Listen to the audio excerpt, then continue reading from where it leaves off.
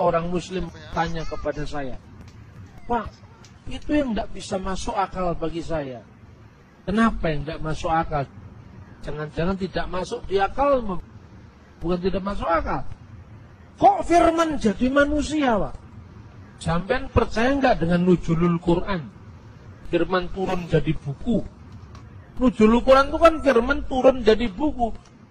Jadi firman menjadi buku. Percaya nggak kamu firman menjadi kitab suci? Percaya, Pak. Loh, kalau firman turun jadi buku aja kamu percaya. Buku itu benda mati. Masa firman jadi manusia kamu tidak percaya? Langsung dia diam. Iya ya Pak, iya makanya jangan kritik orang.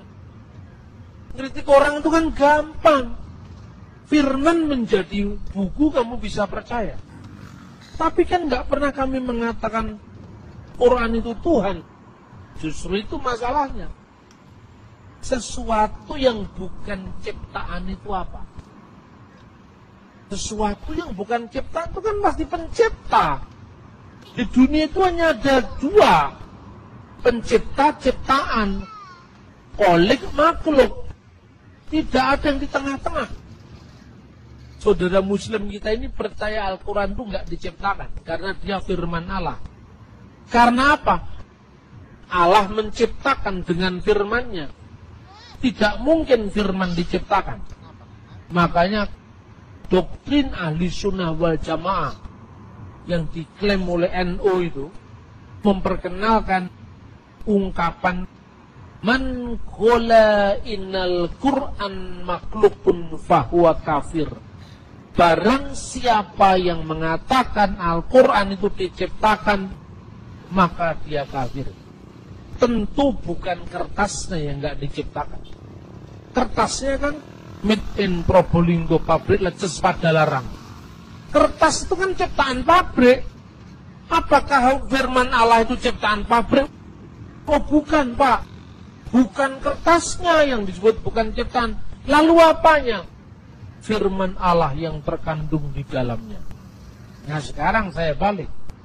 Yang disebut Yesus sebagai putra itu bukan kemanusiaan yang bisa mati. Kemanusiaannya bisa mati. Tapi firman Allah yang adalah Allah tidak bisa mati. Sama dengan kamu bilang, Quran itu ada kalam yang kekal. Kalam nafsi. Yang qaimah bidzatillahi ta'ala. Yang melekat pada Allah. Tetapi ada kalam lafaz yang turun jadi buku. Turun jadi buku itu mati. Bisa hilang, bisa terbakar. Tapi firman Allah tidak bisa terbakar. Itu dia tetap aja nggak bisa ngerti-ngerti. Saya kutipkan hadis. Ini ada hadis. Aisyah ditanya, apakah ada ayat-ayat tentang rajam? Ada. Tapi ayat-ayat itu dulu kan Al-Quran belum dijilid jadi buku. Masih terserak-serak di mana-mana. Saya taruh ayat itu di bawah tempat tidur saya. Lalu saya sibuk untuk ngurusi jenazah Nabi Muhammad ketika Nabi Muhammad meninggal. Tiba-tiba ada kambing masuk memakan ayat tadi. Apa firman Allah bisa dimakan kambing? Tidak bisa, Pak. Itu yang dimakan kambing kulitnya. Yesus juga firman Allah tidak mati. Yang mati kemanusiaannya. 1 Petrus pasal 3:18. Dia yang dibunuh dalam keadaannya sebagai manusia.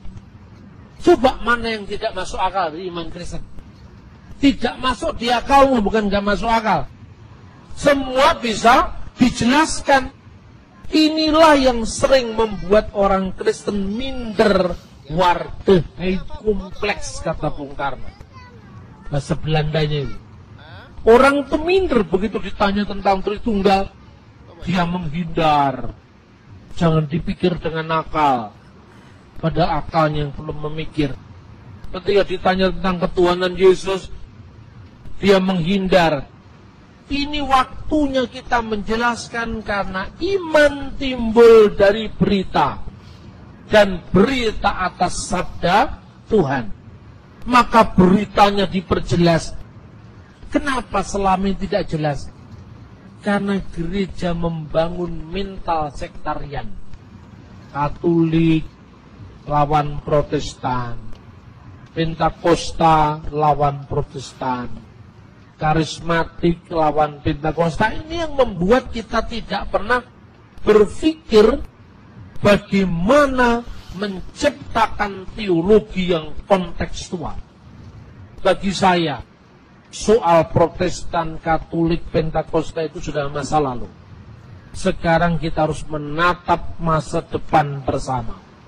Memaafkan sejarah, menatap masa depan bersama. Justru ketika saya dialog dengan Islam, enak. Kami kan tidak pernah mengatakan lakukan untuk Tuhan, Pak. Betul. Karena Tuhan itu kan jabatan. Benar.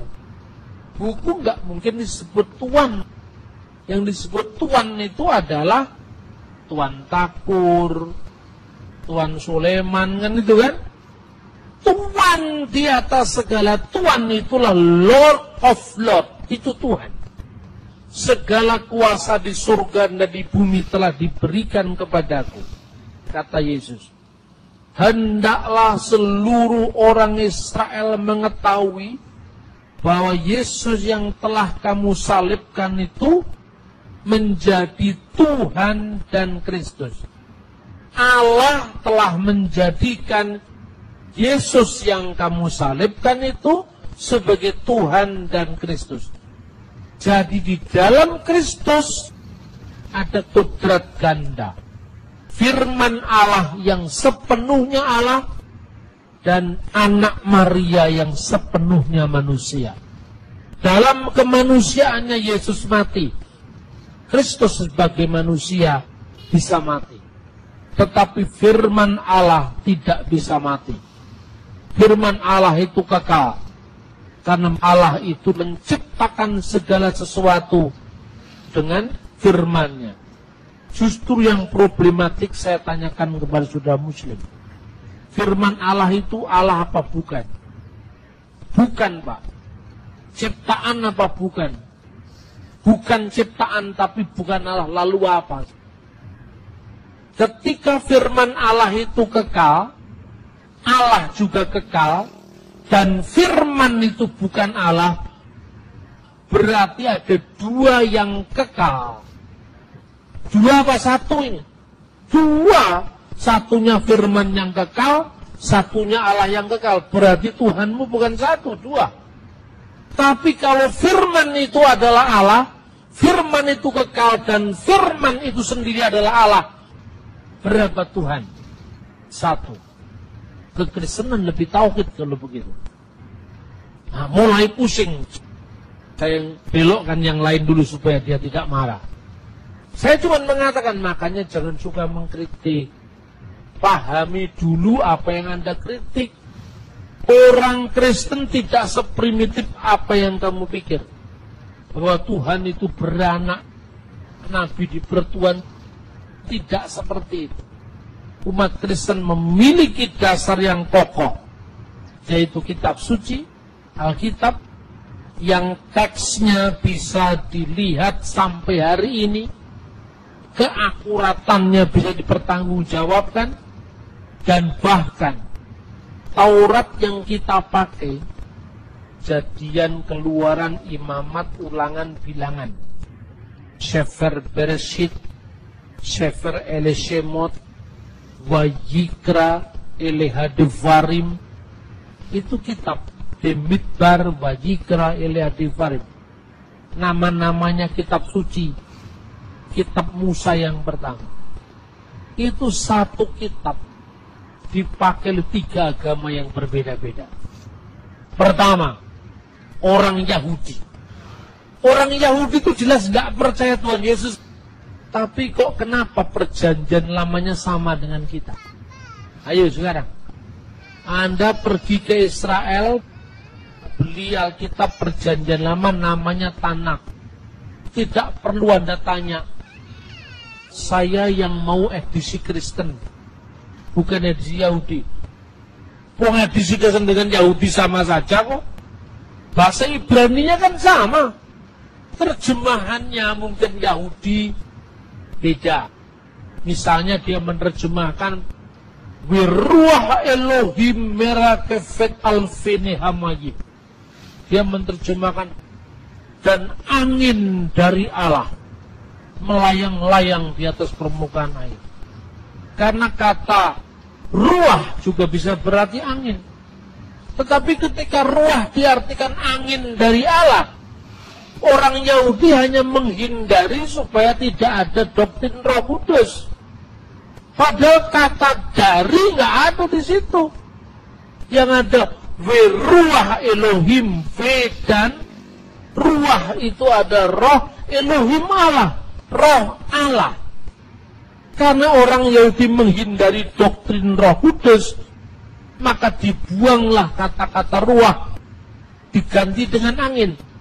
Tapi teks aslinya tetap Wiruah Elohim merakefet alfini hamayim. Orang Yahudi menolak Yesus, tapi dia tetap tidak bisa menolak kata Immanuel dalam Yesaya pasal 7 dan 14.